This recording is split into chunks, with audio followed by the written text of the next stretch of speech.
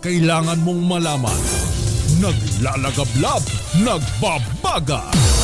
Sa mundo ng politika, palakasan, showbiz at iba pa. Lahat hagip, lahat nakalap na mula sa DZRH News Center.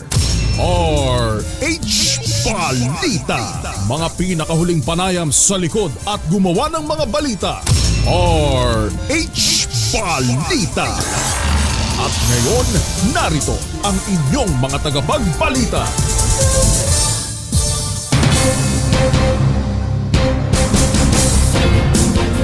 Sa ulo ng ating mga RH Balita. RH Balita.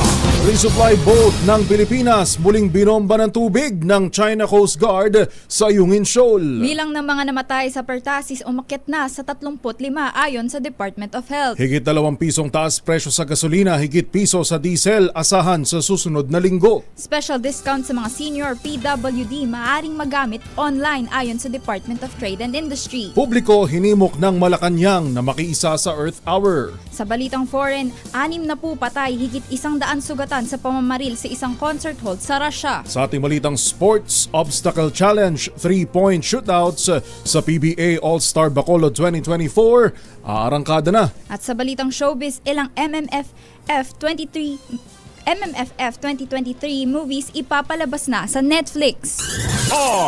RH Balita. Magandang tanghali Pilipinas, araw po ngayon ng Sabado, ika-23 sa buwan ng Marso 2024. Live nationwide via satellite sa 666 kHz sa Metro at Mega Manila. Gayon din sa 18 relay station ng DZRH, DZRH 1395 kHz sa Cebu at DZRH 1260 kHz sa Davao. Live din sa Facebook at YouTube via DZRH News Television. Ang mga detalye ihahatid ng inyong mga lingkod sa pagbabalita. Ito si Jackie Resio. At ito po si Yuel Reyes para sa tuloy-tuloy na pagbabalita. Tuloy-tuloy na serbisyo. Sama-sama tayo, Pilipino. RH Balita. RH Weather News. Ating munang alamin ang kalagayan ng panahon mula kay Miss Glyza Escolyar ng DOST Pag-asa. Miss Glyza. Magandang hapon po at para sa lagay ng ating panahon, tuluyan na nga pong nagtapos ang amihan season dito po sa ating bansa at inaasahan po natin sa mga susunod na araw ay makakaranas tayo na mas mainit pong panahon. Easterlies ang umiiral sa bansa ngayon kaya naman po asahan sa Aurora, Quezon at Camarines Norte ang maulap na kalangitan na may kalat-kalat na pag-ulan at pagkidlat pagkulog dahil nga po yan sa hangin na umiihip galing dagat Pasifiko. Sa Metro Manila at nalalabing bahagi ng ating bansa, magiging bahagyang maulap hanggang sa maulap ang kalangitan at posible ang mga panandaliang ulan o pagkidlat pagkulog lalo na sa hapon o gabi. Ang tinatayang agwat ng temperatura dito naman po sa Metro Manila ay nasa 25 to 31 degrees Celsius at ang init factor naman po o yung discomfort factor ay naasahan po natin na aabot ng 34 degrees Celsius dito po sa Metro Manila. Yan po ang latest mula dito sa Weather Forecasting Center ng Pag-asa.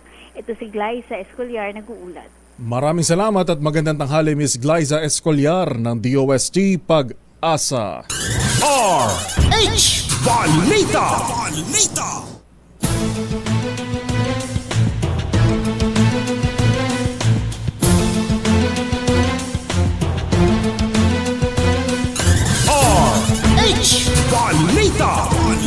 Pilipinas, una sa ating mga balita, muling hinaras ng China Coast Guard ang mga barko ng Pilipinas na nagsasagawa ng resupply mission sa Ayungin Shoal.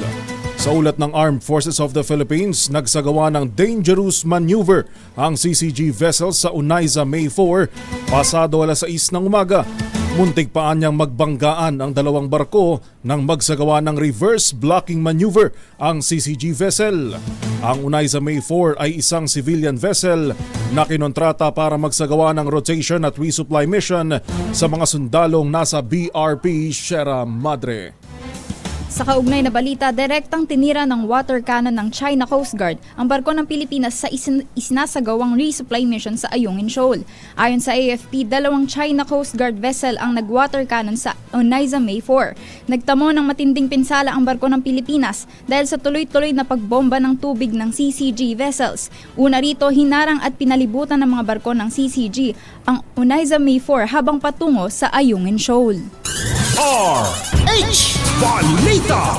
Sa kaugnay na balita, pinaghahanda na ni Pangulong Bongbong Marcos ang militar sa mga posibleng banta sa soberanya ng bansa.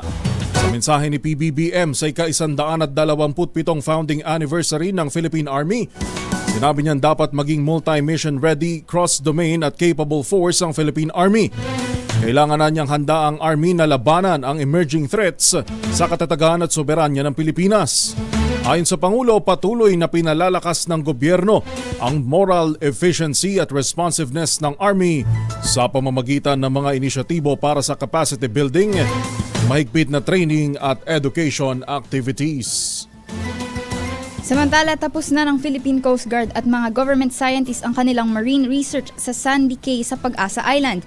Ayon kay PCG spokes for West Philippine Sea Commodore J. Tariela, sa kabila ito ng pagbuntot ng Chinese Navy ship at illegal na presensya ng militia vessels. Sabi naman ni Dr. Jonathan Anticamara, natagpuan ng kanilang team ang bulto ng durog na corals bukod pa sa nadiskubre sa tubig at sa lugar. Kailangan anya ng mas maraming oras upang masuri kung may iba pang pagkasira ng marine resources sa bahura. Nagsagawa ang PCG ng marine research sa Sandy Cay 1, 2, 3 at 4 kasama ang UP Institute of Biology, BIFAR at the Department of Agriculture National Fisheries Research and Development Institute noong Huwebes. RH Balita. 13 minuto makalipas ang alas 12 ng tanghali, pinagsusuot ng face mask ng isang eksperto ang publiko, lalo na mga bata sa gitna ng tumataas na kaso ng pertussis. Ayon sa infectious diseases expert na si Dr. Ron Jean Solante, Pangulo ng Philippine College of Physicians, maaaring magdulot ng sakit ng mga komplikasyon o pagkamatay lalo na sa mga bata at sanggol. Hinimok din ni Solante ang publiko, lalo ang mga vulnerable sector, magpabakuna laban sa pertussis upang maagapan ng hawaan at idiniin na nadadali nito pati ang adult population. Pinayuhan niya rin ang mga ito na agad magpakonsulta sa doktor. Kaugnay ng balitang iyan, may report tayo. 35 katao patay sa pertussis at DOH nagdeklara ng Code White Alert para sa Semana Santa. Ibalita mo yan, RH15 Giselle Ricafort. RH Balita. Lugang 35 katao na ang namatay sa usong pertussis o tosperina sa buong Pilipinas. Sa kumpirmasyon sa DZRH ni Health Undersecretary Eric Tayag, naitala mga namatay hanggang nitong Marso 9 lamang ng kasalukuyang taon. Sa 453 kaso ng sakit, sinabi ni Tayag na pinakamarami ang naitala sa National Capital Region. Sumunod ang Calabarzon at Central Visayas. Una nang sinabi ng kagawaran ng kalusugan na 18 katao ang pwedeng mahawa ng isang infected ng tosperina at maaari itong magdulot ng komplikasyon o ikamatay lalo ng mga bata at sanggol. Samantala, nagdeklara na ang DOH ng Code White Alert sa buong Pilipinas simula Marso 24 hanggang 31 bilang paghahanda sa Holy Week. Ibig sabihin, naka-standby na mga medical personnel, gayon din yung mga paggamutan para sa posibleng mass casualty incident o maitatalang emergency sa Holy Week. Para sa kauna-unahan sa Pilipinas, DZRH, Giselle Ricafort, tuloy-tuloy sa pagbabalita, tuloy-tuloy sa serbisyo, sama-sama tayo Pilipino. RH Balita. Maraming salamat RH15 Giselle Ricafort. Sa iba pang mga balita, RH Balita. bad news, asahan po ang malakihang taas presyo sa mga produktong petrolyo sa susunod na linggo. Sa pagdaya ng Unioil Petroleum, 2 pesos and 10 centavos hanggang 2 pesos and 30 centavos ang posibleng increase sa gasolina. 1 peso and 30 centavos naman hanggang 1 peso and 50 centavos sa kada litro ng diesel. Ayon naman sa ibang oil industry sources, posibleng maglaro sa 1 peso and 45 centavo hanggang 1 peso and 55 centavos ang taas presyo sa kerosene. Una rito, tinukoy ng Oil Industry Management Bureau ng Department of Energy na punsod pa rin ito ng pag-atake ng Ukraine sa malalaking oil refineries sa Russia, pagbaba sa stockpile ng langis sa Estados Unidos at pagtaas ng demand ng krudo sa China. Sa Lunes, malalaman ang final oil price adjustment na karaniwang ipinatutupad tuwing araw ng Martes. Samantala, all systems go na ang Philippine National Police para magbigay ng seguridad sa publiko ngayong paparating na Holy Week. Ayon kay PNP Chief General Benjamin Acorda Jr., nasa 52,000 police personnel ang kanilang ipakakalat. Magde-deploy din ng 427 K9 units sa buong bansa para tumulong sa pagbabantay lalo na sa mga matataong lugar. Ayon kay Acorda, magtatalaga siya ng mga tauhan lalo na sa mga paliparan, pantalan at mga terminal ng bus para sa monitoring. Samantala, inihag din ng MMDA na epektibo na ang kanilang no absent, no leave policy sa Semana Santa habang nasa 23,000 personnel naman ang magjo-duty sa kanilang hanay. Antabayanan niyo po ating aalamin yun pong sitwasyon ngayon sa expressway, partikular po sa NLEX. Ayun pong inaasahang Jackie, yung pagdagsa ng mga pasahero mag-uwian sa kanilang mga probinsya. Pero dito ho sa PITX, ramdam na ang Holy Week Exodus simula po kahapon. Ito ang sinabi ni PITX Corporate Affairs Head Attorney Jason Salvador sa DZRH sa inaasahang pagdagsa ng mga pasahero na magsisiuwian ngayong Semana Santa. Ayon kay Salvador, nakapagtala kahapon ng 130,000 pasahero ang PITX at inaasahang dadami pa hanggang sa Lunes. Una rito, inaasahang aabot sa higit 1.7 milyong pasahero ang dadaan sa PITX ngayong Holy Week. Marami na, sir, no? Nararamdaman na talaga natin yung Holy Week of Exodus na tinatawag. Ang palagi natin pinapaalala sa ating mga kababayan, hanggat maaari, kung pwede lang, mag-book sila ng mas maaga, bilhin nila yung mga ticket nila mas maaga para makaiwas sila sa konting pagpipila, pag-iintay at konting pag-iinit ng ulo, no? Kasi karamihan dyan nangyayari yan. Pero nauunawaan din naman natin na ibang mga kababayan natin wala pang immediate budget para bumili ng advance ticket. Kaya naman kahit sa on the day na of the trip nila na sila bumili, asahan nila na may masasakyan pa rin sila dito sa PITX. Kasi tayo naman nakapag-coordinate mabuti sa ating mga transport operators, sa ating LTFRB para makapag-issue ng special permits upang sa ganon, pag kinailangan ng ating mga kababayan on the day itself, hindi naman po sila maghihintay na matagal. Ang tinig ni Attorney Jason Salvador, ang Corporate Communications Head ng PITX.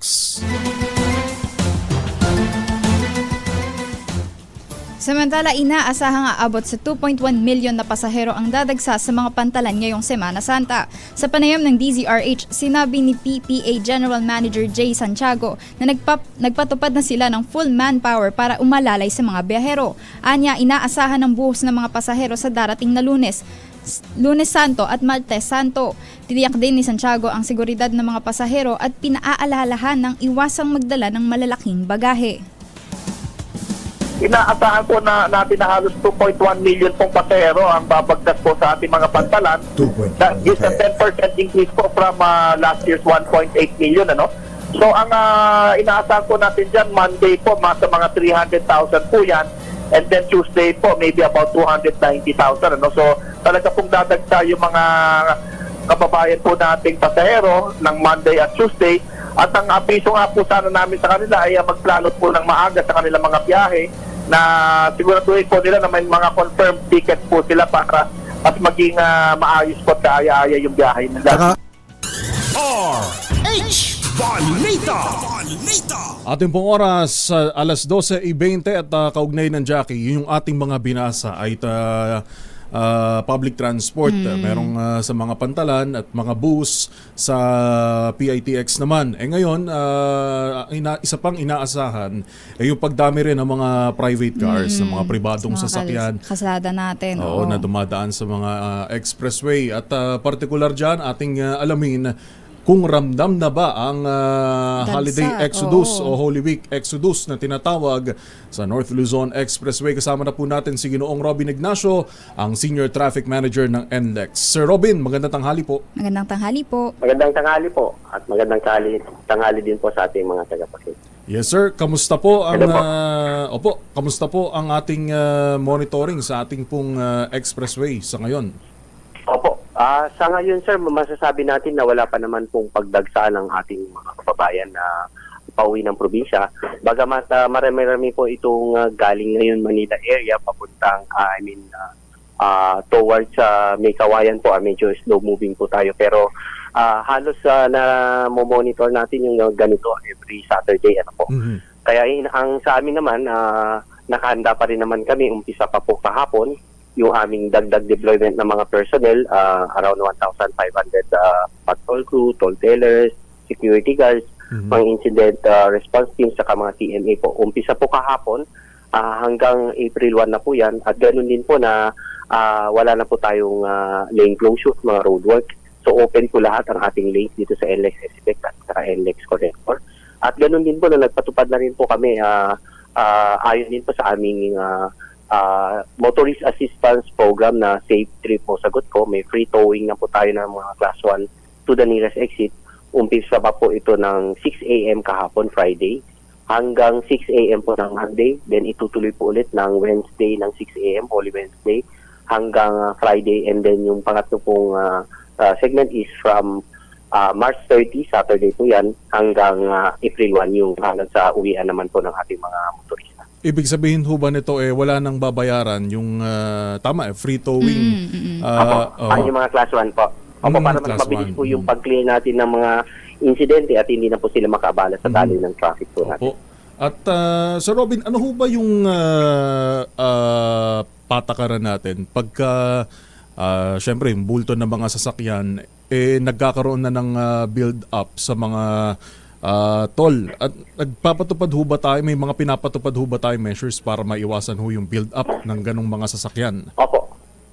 Opo, dito po sa ating mga RFID lanes, kasi meron na po tayo mga automatic plate recognition, mga cameras. So, pagka mahaba po ang pila dito, halimbawa marami na po yung nakapila na RFID users, nagbabarrier up na po kami, tinataas po namin yung boom po. So, dire-diretso na lang po yung mga sasakyan.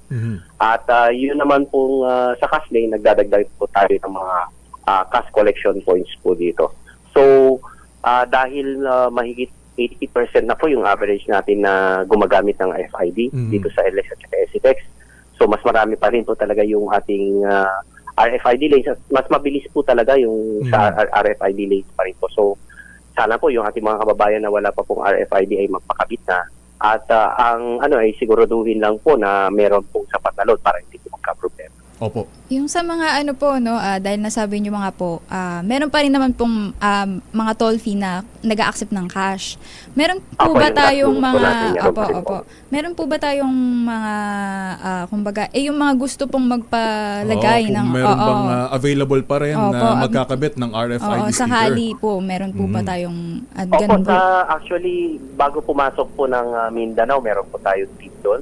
Ganun din po ang Balintawak at saka meron din po sa mga gasolinahan. At pwede rin po nilang i-visit yung www.ectrip.ph website. Nandun po lahat yung mga kung saan pwedeng magpakabit ng RFID na kung saan malapit po sa kanila. At ganun din po dito sa Balintawak at saka sa may Mindanao entry po natin, meron po sa lane. Pero pagka po mahaba yung lanes po kasi dito sa CAS, pansamantalang tintigil po natin. So pwede po sila magpakabit na lang po dun sa parking area. Meron po tayong mga kabitan. Ayun. Kaya sa mga kababayan nating gustong humabol, pwede pa. Oo. At maiba ko, Sir Robin, usually sa mga nakalipas na pagkaganitong Holy Week break, kailan yung pinaka talagang dagsa ng mga sasakyan? Opo, tama po kayo. Ang po talaga dyan, halos every Holy Week po, ang dagsaan ay nag-uumpisa po ng early afternoon po ng Wednesday. Minsan, medyo umaga, nag-uumpisa na po. Pero yung talaga marami na po, early afternoon ng Wednesday hanggang late evening. And then, umpisa po ulit ng madaling araw ng Thursday. hanggang early afternoon na po, mas mabigat pa actually yung daloy ng traffic natin pagka Holy Thursday po. Ayun, at panghuli na lamang Sir Robin, paalala po sa ating mga kababayan na babiyahe po, magsisiuwian sa kanilang mga probinsya na daraan po ng NLEX. Opo, yun pa rin po yung unang paalala po natin. Palagi po nating paalala sa kanila na sana po na check nila na nasa tamang kondisyon yung kanilang mga sasakyan. Ganun din po yung magdadrive para makaiwas po ng aberya or kasi magkaroon lang po ng may problema sa sasakyan at may stall po sa isang lane, ang bilis po mag-build up ng traffic po natin. So sana ma-check nila na nasa tamang kondisyon po yung kanilang mga sasakyan at saka yung magdadrive. At ulitin ko rin po na yung sa mga wala pa pong RFID, sana po magkakabit na at siguraduhin lang po na may sapat na load pagka may RFID na tayo. At yun po, pagka may problema po, hindi po nakita agad ng aming mga umiikot na personnel, tumawag lang po sa 135,000 at agad-agad silang mapadalhan ng assistance po. Alright, maraming salamat po Sir Robin at muli magandang tanghali po. Maraming salamat po at magandang tanghali po ulit. Si Ginoong Robin Ignacio ang tagapagsalita ng NLEX Senior Traffic Manager. RH Balita. Ang ating pong oras alas 12:27. Yung bang special discount na arangkada sa Lunes ay magagamit na rin online. At itong miyembro raw ng Carlo de Vera Drug Group ang arestado dahil sa pag-iingat ng iligal na baril dyan po sa Taguig. Yan at iba pang mga balita sa pagbabalik ng RH Balita sa Tanghali. This time check is brought to you by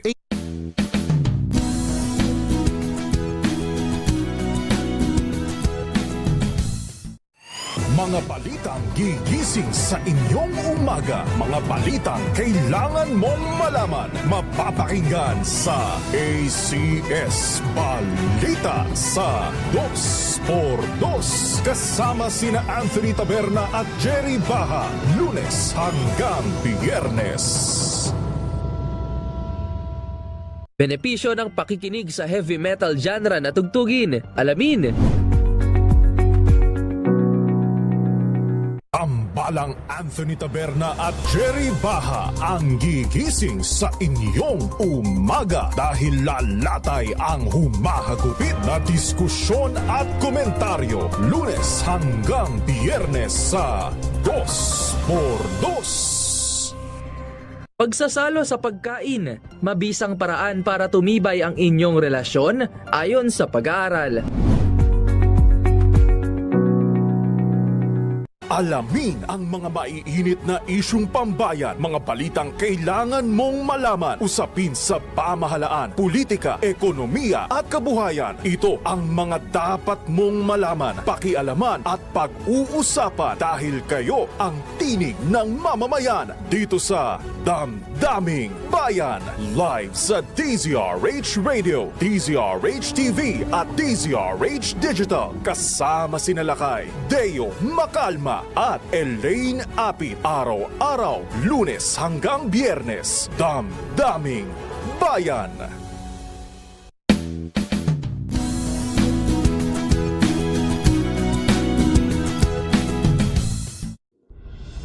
Tuloy-tuloy ang pagtulong, tuloy-tuloy ang pagseserbisyo at tuloy-tuloy ang balitaan kasama si May Binauhan sa Operation Tulong mula Lunes hanggang Biyernes. Pinakamagandang oras para mag-aral, alamin.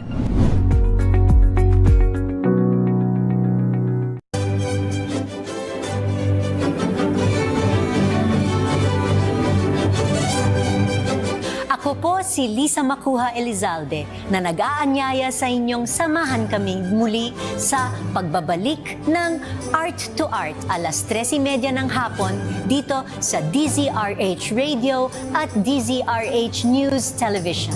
Usapang sining at kultura para sa lahat tuwing araw ng linggo.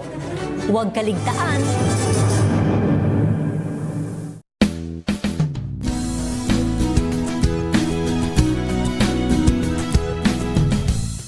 mas pinatapang na pagtatanong. Ultimately, Senator, you can say that there was no VIP treatment. Pinalawak na talakayan sa mga isyu ng ating bayan. Sobra na. Hindi lamang sobra na yung pangungurakot nyo, sobra ng kahirapan ng taong bayan. Samahan niyo pa rin ako tuwing linggo, alas 12 hanggang alauna ng tanghali para alamin ang bawat katotohanan sa likod ng kontrobersya.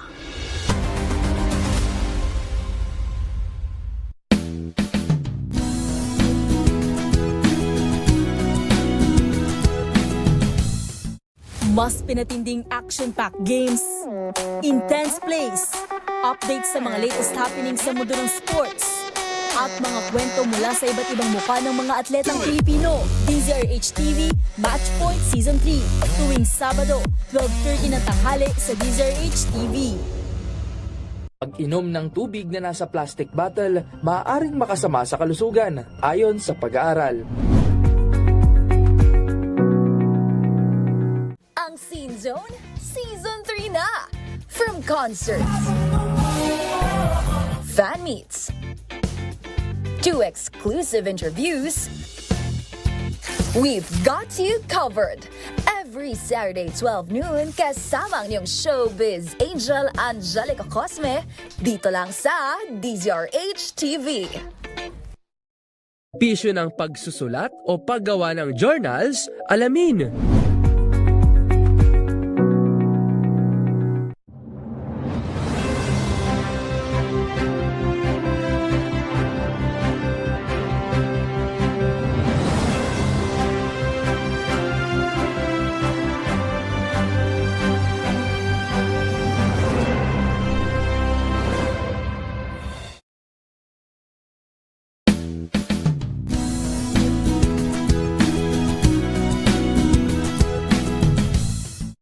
Maagang balitaan, maagang usapan sa mga issue at balita. Kasama si Kuya Angelo Palmones sa Magandang Umaga Pilipinas. Mula Lunes hanggang Biyernes. 5 paraan para maiwasan ang pag-overthink. Alamin. Mga balitang gigising sa inyong umaga. Mga balitang kailangan mong malaman. Mapapakinggan sa ACS Balita sa 2x2. Kasama sina Anthony Taberna at Jerry Baha. Lunes hanggang Biyernes.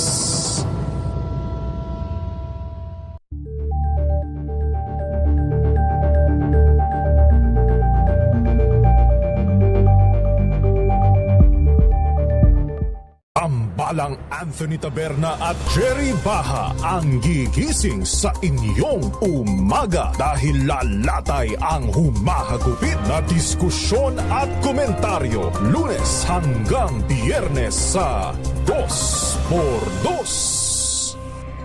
Friendship breakups, mas masakit pa sa couple breakups, ayon sa pag-aaral. Balita! Alas 12:34. Uy, magandang tanghali po at maraming salamat sa pagtutok sa atin ngayong mga mainit na balita ngayong Sabado ng tanghali.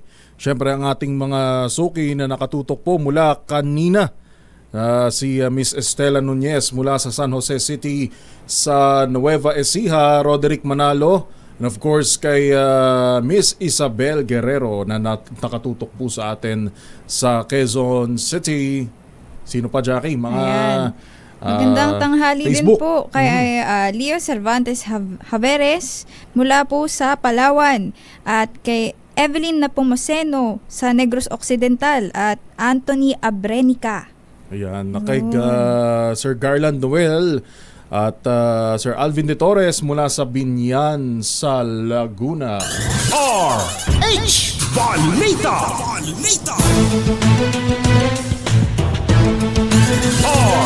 RH Balita! Alas 12:35, labas po muna tayo ng ating himpilan. Meron daw pong miyembro ng Carlo de Vera Drug Group.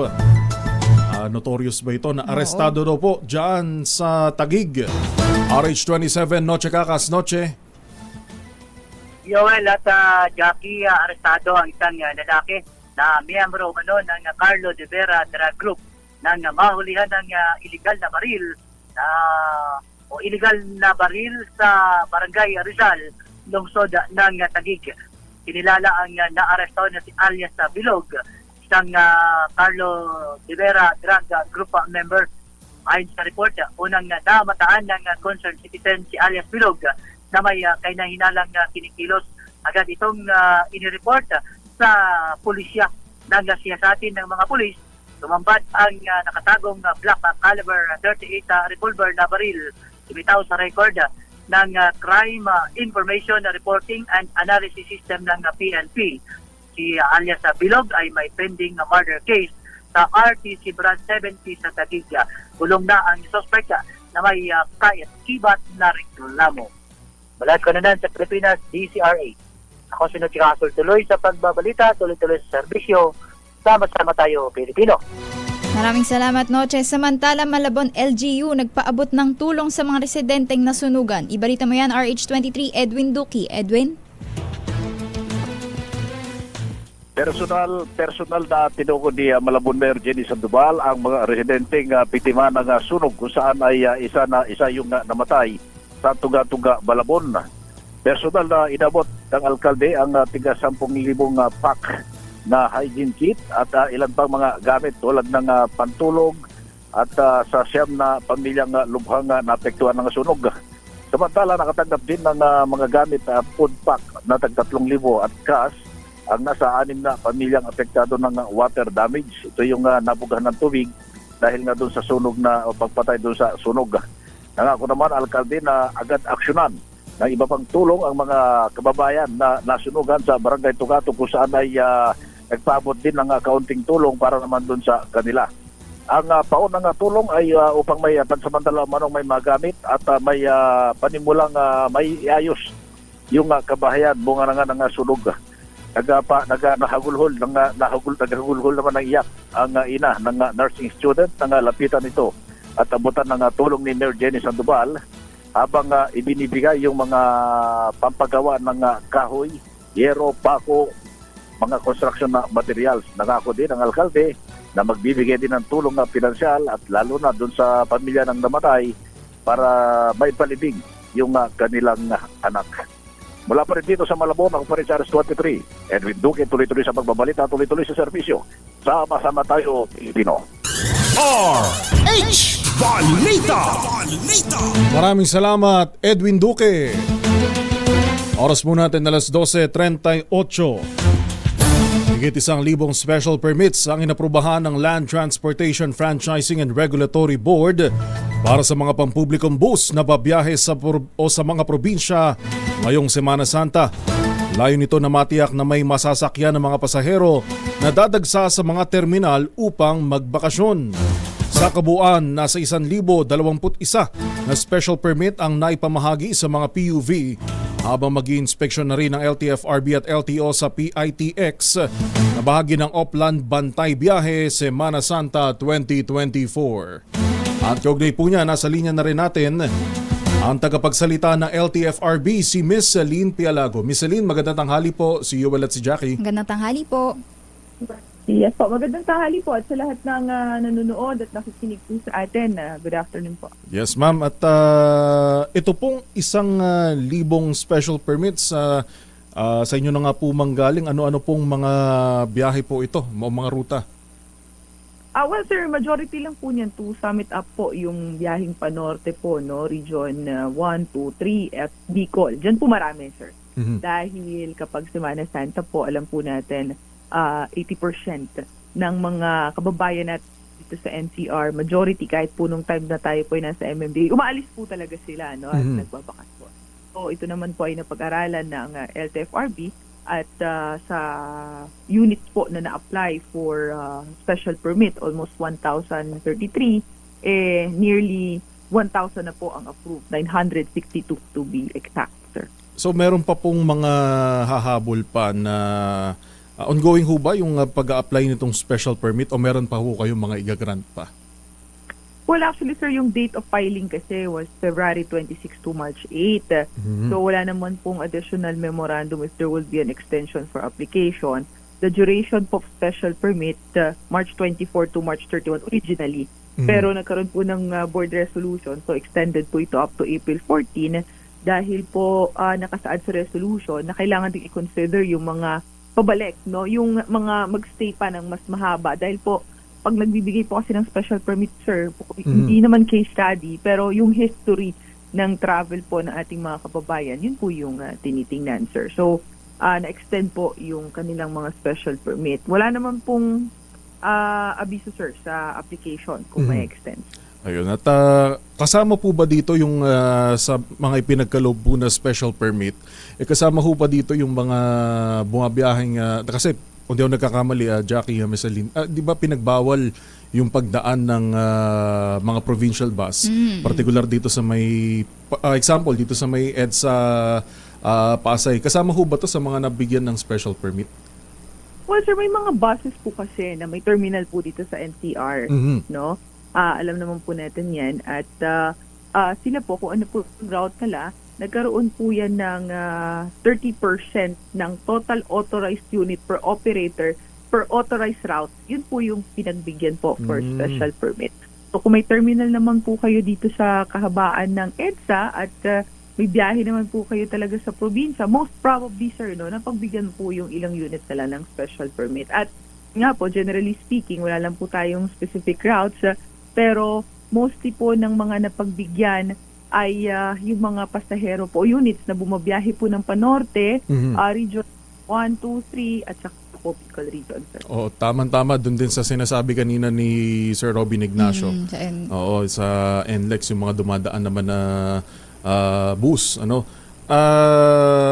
Kamusta po naman, Ma'am Celine, yung pong ating pagbabantay sa mga kolorum na sasakyan, bus, van? Well, sir, wala na pong enforcement powers ang LTFRB. So, ang ginagawa po ng ating chairman every time po na nagkakaroon ng report ng mga kolorum or out of line, no, sir, yan po ang pinaka talagang ginagawa ng ilang mga bus operators. In-endorso po ito sa Land Transportation Office o doon po sa nakakasakop po na local government unit, din sila po yung merong enforcement. Sila po yung may mga enforcers, kumbaga, no? Yun po ang ating hakbang. Dati, sir, meron po ang LTFRB, pero sa ngayon po, it's being passed on sa LTO po at saka sa LGU enforcement units. Ngayon pala talagang unified na LTO, yung authorized na manguhuli ng mga ganito. We've been receiving po complaints of out of lines, and sa panguna po ni Chairman Guadis, it is being well endorsed po sa LTO para po ma-actionan because it will be really unfair po doon sa mga legal, no? Lalo na po yung kanilang route and franchise po ay designated on that particular route. At balik nga ako dito sa ano natin, sa special permits natin. So makakasiguro po tayo, Ma'am Celine, yung ating mga kababayan na maaari na babiyahe na sabihin na kulang pa rin o kaya naranasan yung mga nakalipas na dagsa ng mga biyahe na walang masakyan, walang mga bus.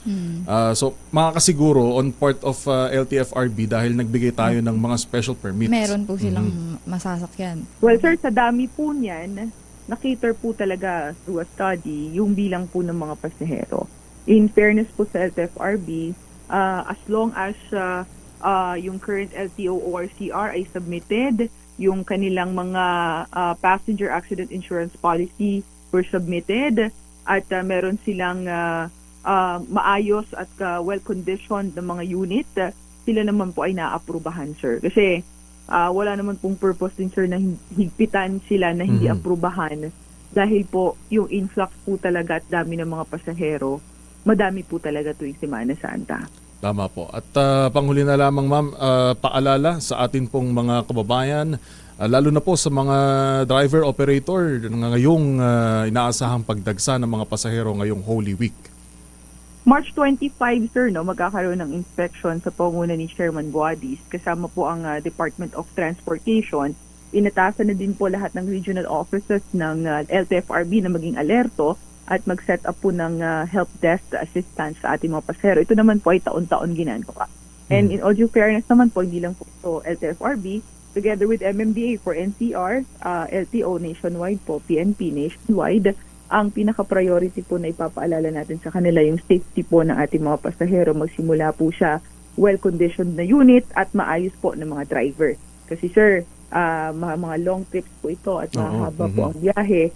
So we don't want po na meron ng mga untoward incidents na mabalita on Semana Santa at maiuwi po yung ating mga kababayan safe sa kanila pong mga probinsya or city after Holy Week, sir. Yes, kasi meron din tayong mga nababalitaan, ma'am, ano, na sa mga surprise drug test, nagpo-positibo. Sa PIDX. Oo, at gagawin, meron din pong mga sariling inspection and surprise drug testing ang mga regional offices. Kasi sir, pag inanunsyo mo, they can be prepared. Diba po? So, yung random inspection po will start on, of course, nag-start na po nung nakaraang linggo at doon po sa mga terminals pa, magtutuloy-tuloy po yan.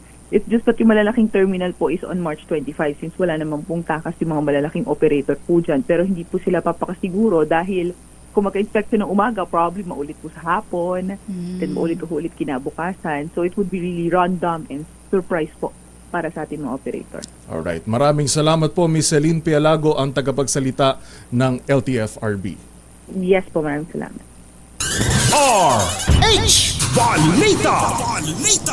13 minuto bago mag-alauna ng hapon.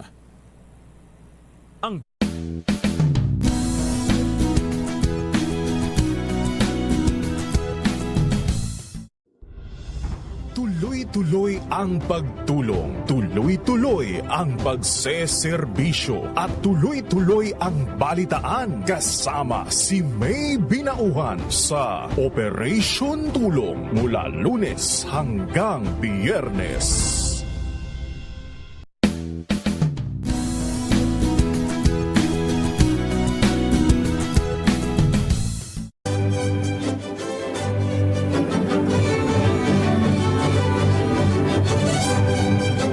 Ako po si Lisa Macuja Elizalde na nag-aanyaya sa inyong samahan kami muli sa pagbabalik ng Art to Art alas 13:30 ng hapon dito sa DZRH Radio at DZRH News Television.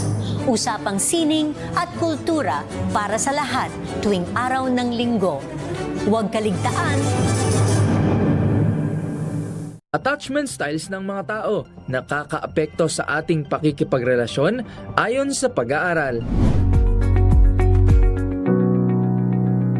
Mas pinatapang na pagtatanong. Ultimately, Senator, you can say that there was no VIP treatment. Pinalawak na talakayan sa mga isyu ng ating bayan. Sobra na. Hindi lamang sobra na yung pangungurakot nyo, sobra na kahirapan ng taong bayan. Samahan niyo pa rin ako tuwing linggo, alas 12 hanggang 1:00 ng tanghali para alamin ang bawat katotohanan sa likod ng kontrobersya.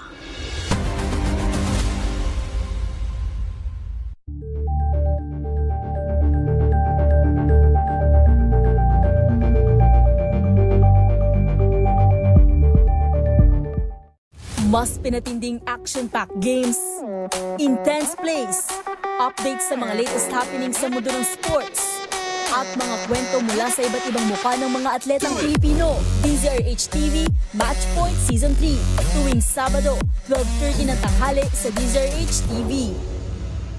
Six-pack abs, hindi tunay na pamantayan ng pagiging healthy ayon sa eksperto. Ang Scene Zone, Season 3 na! From concerts, fan meets, to exclusive interviews, we've got you covered. Every Saturday, 12 noon, kasama ang iyong showbiz angel Angelica Cosme, dito lang sa DZRH TV.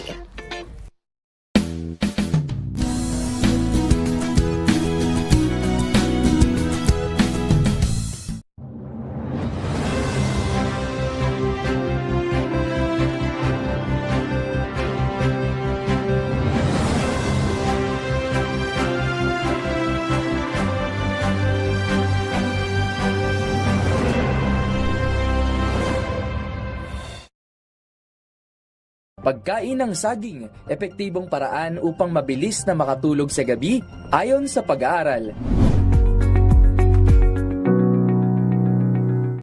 Maagang balitaan, maagang usapan sa mga issue at balita. Kasama si Kuya Angelo Palmones sa Magandang Umaga Pilipinas. Mula Lunes hanggang Biyernes.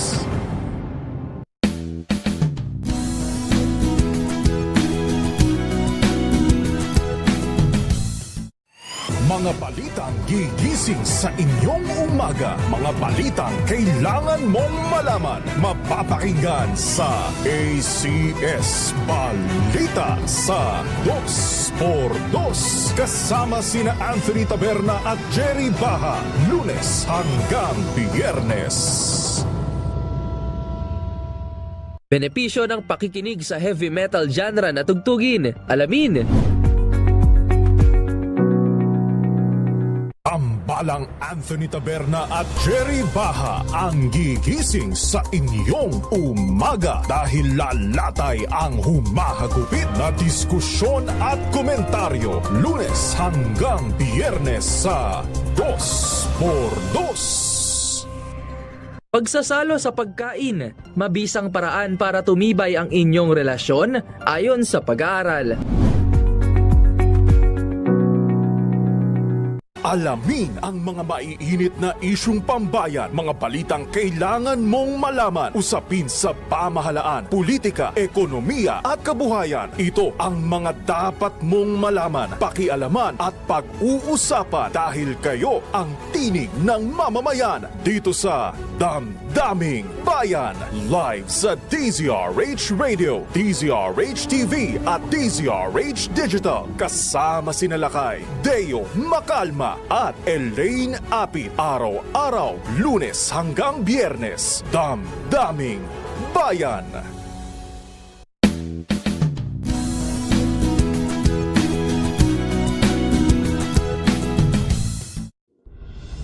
Tuloy-tuloy ang pagtulong, tuloy-tuloy ang pagseserbisyo at tuloy-tuloy ang balitaan kasama si May Binauhan sa Operation Tulong mula Lunes hanggang Biyernes. Pinakamagandang oras para mag-aral, alamin.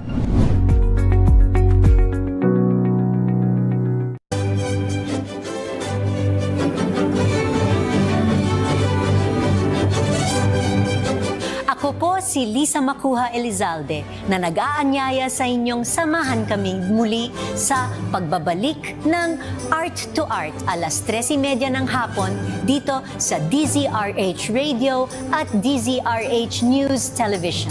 Usapang sining at kultura para sa lahat tuwing araw ng linggo. Lita!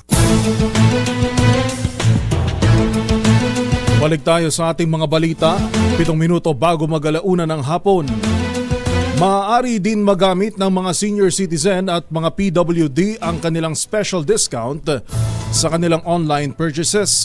Sa panayam ng DZRH, sinabi ni Department of Trade and Industry Assistant Secretary Amanda Nograles na kasama sa pagtaas ng discount ang pagpapahintulot na magamit ito online. Kasabay din ng paggamit ng discount online ay ang pagkakaroon ng electronic format ng purchasing booklet para maiwasan ng maiwanan nito at hindi magamit ng paulit-ulit ang discount. Dito rin po sa Joint Administrative Order na ilalabas po natin sa Lunes, dinagdag din po natin dito na ang discount para sa senior citizen at saka PWD, kailangan available siya even for online purchases. Pangatlo po, nilagay din po natin dito sa Joint Administrative Order na yung purchase booklet po ng mga senior, pwede po siyang maging electronic format. Pwede na po siyang maging alternatibo or option para hindi na i-present yung actual booklet po. Samantala, inanyayahan ng Malacanang ang publiko na makiisa sa isasagawang Earth Hour mamayang gabi. Sa Facebook post ng Presidential Communications Office, ang pakikilahok sa naturang proyekto ay para suportahan ng layuning maprotektahan ng kalikasan at malabanan ng climate change. Hinihimok ang publiko na mag-switch off ng mga non-essential lights ng 1 oras para makilahok sa Earth Hour. Magsisimula ang Earth Hour simula alas 8:30 hanggang alas 9:30 ng gabi. RH Balita. Balita naman mula sa probinsya, Davao City Mayor Baste Duterte may nagdeklara raw po ng war on drugs. Buong detalye mula kay Jun Soter ng Aksyon Radyo Davao. Jun. Nagdeklara ng war against drugs si Davao City Mayor Baste Duterte matapos niyang binalaan ng mga drug pusher at user na lumayas na sa Davao dahil kung magmatigas at magpatuloy sila sa kanilang illegal na gawain ay mamamatay sila. Ito ang naging laman sa talumpati ni Mayor Duterte bilang guest of honor sa isinagawang turnover ceremony sa DCPO Parade Ground sa outgoing City Director Police Colonel Alberto Lupas at incoming City Director Police Colonel Richard Badang, habang si Police Brigadier General Wilson Suliba, Deputy Regional Director for Administration, ang presiding officer. Sinabi ni Mayor Baste na kung hindi kayo aalis sa Davao, papatayin ko kayo. Gawas mo diha o hawa mo dire, hindi mo maundang patyon tamo. Tipik sa pahayag ni Mayor Duterte. Samantala, isang malaking hamon ngayon sa bagong City Director na si Police Colonel Richard Badang na member ng PNPA Kabalikat Class of 1998 ang kampanya sa war against drugs na idineklara ni Mayor Baste. Mula sa Action Radio Davao, Jun Soter para sa kauna-unahan sa Pilipinas, DZRH. Tuloy-tuloy sa pagbabalita, tuloy-tuloy sa serbisyo. Sama-sama tayo, Pilipino. Maraming salamat, June. Samantala, caretaker ng isang game farm patay sa pamamaril sa Talisay, Negros Occidental. Ibalita mo yan, RH46 Rex Cantong. Rex? Patay ang isang caretaker ng isang game farm sa Zone 5, Barangay Concepcion, lungsod ng Talisay, Negros Occidental. Matapos pinagbabaril ito, ang biktima kinilala na si Felix Bailocon, 29 anyos, residente ng nasabing lugar. Ayon kay Police Captain Wilfredo Binoman, Deputy Chief of Police ng Talisay City PNP, habang nagkakape ang biktima kasamang kanyang live-in partner sa labas ng kanilang kubo ng pasukin ng suspect at pinagbabarel.